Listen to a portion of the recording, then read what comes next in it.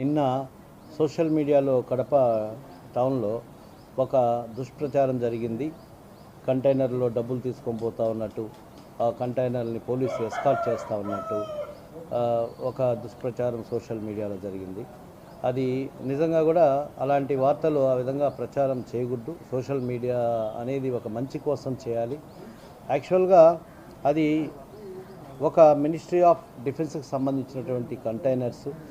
అది చాలా చాలా ముఖ్యమైన వ్యవస్థ మన భారతదేశంలోనే. అలాంటి ఒక వెహికల్స్ను మనం చేసేటప్పుడు ఎంత భద్రత వహించాలో కన్సర్న్ స్టేట్ వాళ్ళకి అది ఇన్స్ట్రక్షన్స్ ఉంటాయి.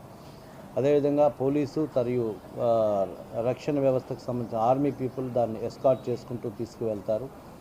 ఇలాంటి ఒక విషయాన్ని ఒక తప్పుగా బ్యాడ్ ప్రాపగండా చేసి సోషల్ మీడియాలో వేయడం జరిగింది. అది చాలా దురదృష్టకరం. అలాంటి విషయాలు ఎలా చేయకూడదు.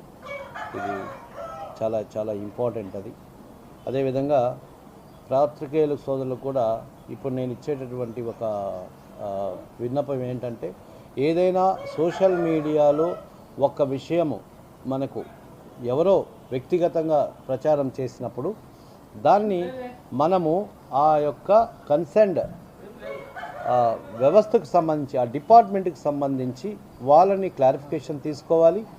మీ ఇన్వెస్టిగేషన్ మీరు తీసుకోవాలి.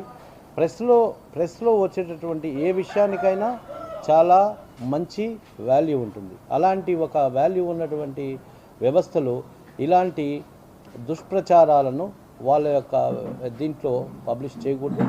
They must take the clarification from the concern department. కాబట్టి నేను ప్రెస్ వాళ్ళని కోరుకుంటున్నాను, ఇలాంటి దుష్ప్రచారాలు సోషల్ మీడియాలో వచ్చేటివి వితౌట్ క్లారిఫికేషన్ని ప్రచారం చేయొద్దని కోరుకుంటున్నాను.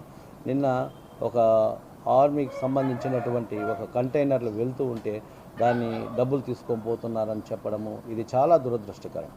కాబట్టి once again I request all the press people, ఖచ్చితంగా అలా సోషల్ మీడియా అనేది ఎవరికైనా చేతిలో ఉంటుంది, చెడ్డ వాళ్ళ చేతిలో ఉంటుంది.